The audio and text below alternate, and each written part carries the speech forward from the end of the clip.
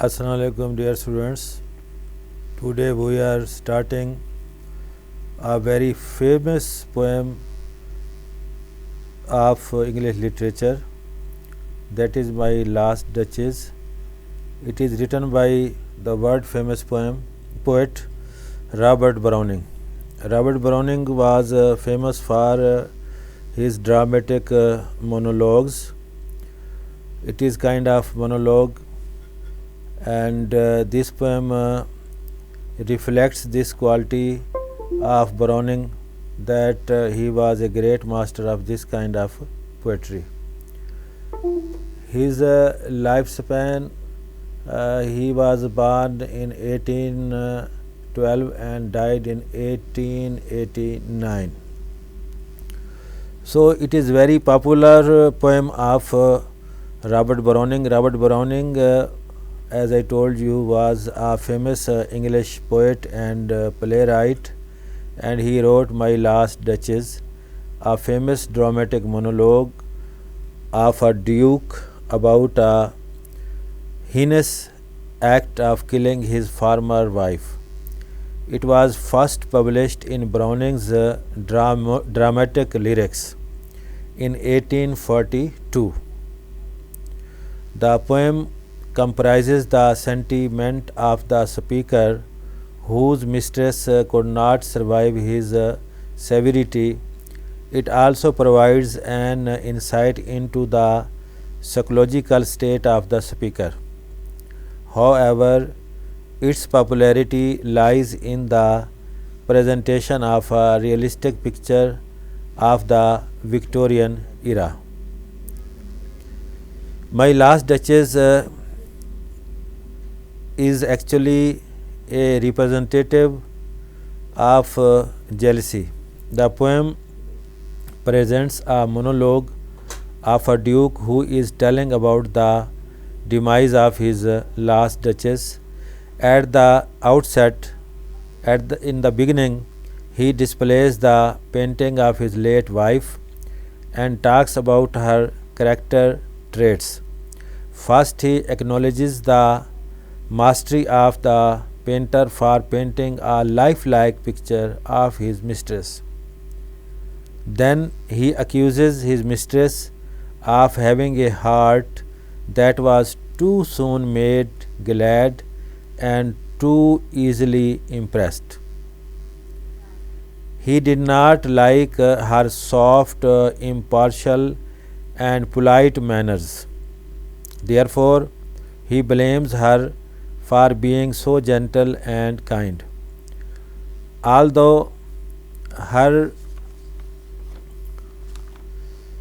death is suspicious, the duke gets away with her murder on account of his status and power. Thus, the poem exhibits the vicious, psychopath and controlling mind of the duke, who hated his wife due to her positive nature. Dear students, as the poem starts, ہم دیکھتے ہیں کہ جو duke ہے، duke مین بہت بڑا رئیس اور نواب آدمی، اور ہم دیکھتے ہیں کہ رابرٹ براؤننگ نے یہ نظم لکھی ڈرامیٹک مونولوگ کی شکل میں، and he was not innovator of this kind of poetry. Dramatic monologue پہلے بھی لکھے جا رہے تھے، لیکن براؤننگ نے اس کو پرفیکشن تک پہنچا دیا.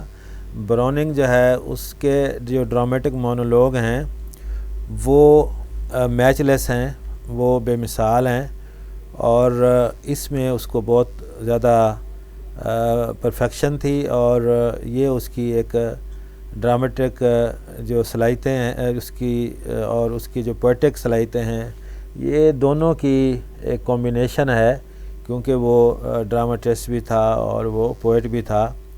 چنانچہ ہمیں یہ کوالٹیز اس کی ان مونولوگ میں نظر آتی ہیں۔ جو یہ ڈرامیٹک مونولوگ ہیں، اس میں ایک آدمی بات کرتا ہے اور دوسری طرف جو لسنرز ہوتے ہیں ان کی بات نہیں، وہ بات نہیں کرتے، وہ صرف سنتے ہیں۔ لیکن یہ اس کمال سے، اس ٹیکسٹ سے یہ لکھی جاتی ہیں پوئمز کہ ہمیں ساری سچویشن کا پتہ چل جاتا ہے، ہمیں یہ بھی معلوم ہو جاتا ہے کہ جو لسنرز ہیں جو کہ سن رہے ہیں بات، وہ کیا کر رہے ہیں۔ تو پورا ایک ڈرامیٹک انداز میں ہر چیز جو ہے ہمارے سامنے ریویل ہوتی ہے، جیسے کہ کوئی چیز ہمارے سامنے پیش کی جا رہی ہو۔ تو بولنے والا جو ہے وہ اپنی بات بھی ہمارے سامنے لاتا ہے، اپنی ذہنی کیفیت بھی لاتا ہے، اپنا نقطہ نظر بھی لاتا ہے، اور ساتھ ہی ساتھ جو سن رہے ہوتے ہیں وہ ایسا کومنٹ پیش کرتا ہے، ایسی بات کرتا ہے جس سے سننے والوں کی حرکات اور سکنات کا بھی ہمیں پتہ چلتا رہتا ہے۔ اور اس طریقے سے یہ ڈرامیٹک مونولوگ لکھے جاتے ہیں، لکھے گئے، اور جن کی وجہ سے اس کی جو شاعری تھی اس کو اتنی زیادہ پاپولیرٹی حاصل ہوئی۔ یہ اصل میں جو نظم ہے یہ ایک ڈیوک کے بارے میں ہے، اور ڈیوک آف فریرا جو ہے اس کے بارے میں ہے، اور یہ ایک یعنی بک تھی ڈرامیٹک لیرکس، اس کے اندر یہ چھپی، فرسٹ ٹائم یہ چھپی ہے 1842 کے اندر۔ اور اس میں جو ہے ہمیں پتہ چلتا ہے کہ جو ڈیوک ہے الفانسو، اس نے شادی کی ایک ڈچس سے، لیوکریزیا سے۔ She was very beautiful and she was very kind hearted and her behaviour was very reasonable with every person.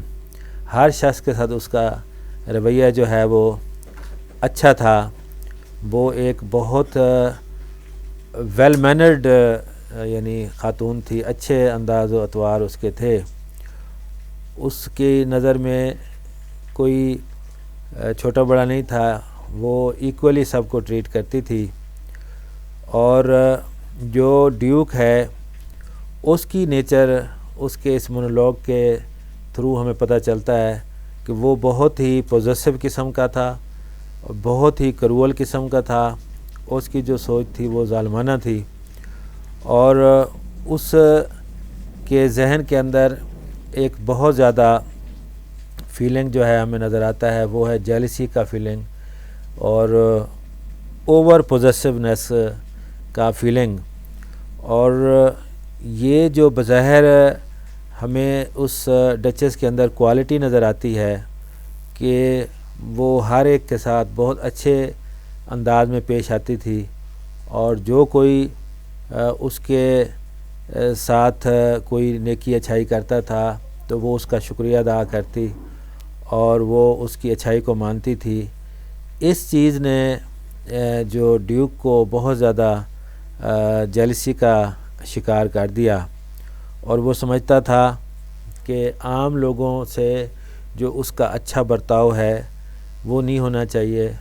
وہ یہ سمجھتا ہے کہ اسے صرف ڈیوک کے لیے ہی جو ہے مسکرانا چاہیے، اور اسی کی جو ہے ساری جو باتیں ہیں ان کو ایکسیپٹ کرنا چاہیے، اور اسی فیلنگ کی وجہ سے وہ جو ہے اس کو جو ہے مرڈر کرا دیتا ہے۔